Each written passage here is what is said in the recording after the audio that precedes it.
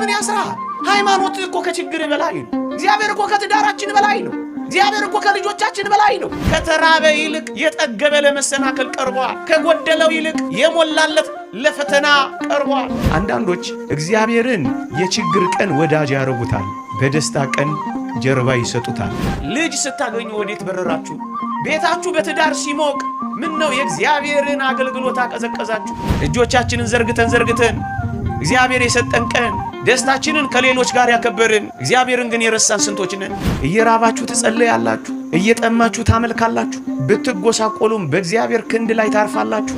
ቅድሚያውን ለወንድሞቻችሁ ትሰጣላችሁ ነው። ትከሻ ለትከሻ ሀብትን ለማግኘት ትተናነቃላችሁ። እግዚአብሔር ይከብርበታል በዚህ ሥራ ወይስ G+ ምንትስ ያሰራኛል? የእግዚአብሔር በረከት ነው። የምድራዊ ሀብት ጸጋ ብቻ ነው አንተ የምትፈልገው።